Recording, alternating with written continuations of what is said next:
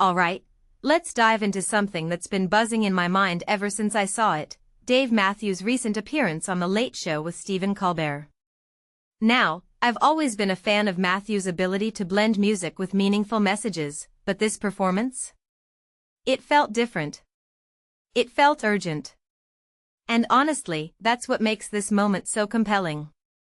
Here's the thing, Dave didn't just show up to play a couple of hits. He brought 3 songs, Don't Drink the Water, Peace on Earth, and Making It Great, each one a protest anthem in its own right. And let me tell you, the way he delivered them? Raw, stripped down, just him and his guitar. It wasn't about the spectacle, it was about the message. Let's start with Don't Drink the Water. When Colbert asked him about the song's meaning, Dave's response was chillingly honest. The polite term is a genocide. But I mean it well. I'm the villain in the song. Personally, I think this is where Dave's genius lies. He's not just pointing fingers, he's implicating himself, and by extension, all of us. It's a reminder that complicity is often silent, often unintentional, but still devastating.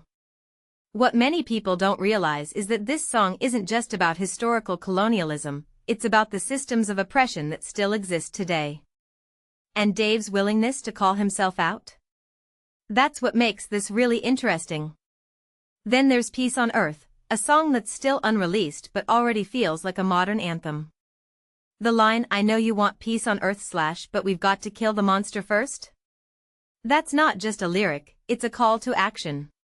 From my perspective, Dave's tapping into something deeply human here, the idea that peace isn't just the absence of conflict, but the active work of confronting the darkness within ourselves and our society. It's easy to talk about peace, it's much harder to face the monsters that stand in its way. And let's not forget Making It Great, another politically charged track. What this really suggests is that Dave isn't just a musician, he's a storyteller, a provocateur, and a mirror to our times. One thing that immediately stands out is how he's using his platform not just to entertain, but to challenge. In an era where artists often play it safe, Dave's willingness to take risks feels refreshing. But here's the bigger question, why does this matter? Why should we care about Dave Matthews bringing protest songs to late-night TV? Personally, I think it's because art, especially music, has the power to cut through the noise. It can make us feel things that news headlines can't. It can spark conversations that politics often avoids. And in a world that feels increasingly divided, that's more important than ever. What's also fascinating is Dave's connection to figures like Byrne, Jane Goodall, and Pete Seeger. During his interview, he talked about Byrne's latest tour, calling him the truest of artists. If you take a step back and think about it, Dave's own work is a continuation of that legacy, art that's unafraid to be honest, even when it's uncomfortable. And let's not forget his actions outside the studio.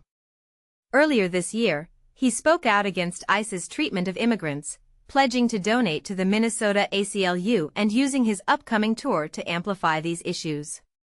This raises a deeper question, what's the role of an artist in times of crisis? Is it enough to write songs, or do they need to take tangible action? Dave's approach seems to be a blend of both, and I think that's what makes him stand out. As we wrap up, I'm left thinking about the impact of moments like these.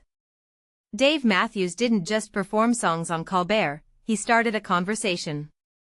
He reminded us that music can be more than entertainment, it can be a catalyst for change. So, here's my closing thought, what if more artists followed his lead? What if more of us used our platforms, no matter how small, to challenge the status quo? Because, in the end, that's what this is all about, not just making music, but making a difference. What do you think? Let me know in the comments below. And if you haven't already, go check out those performances. Trust me, they're worth it.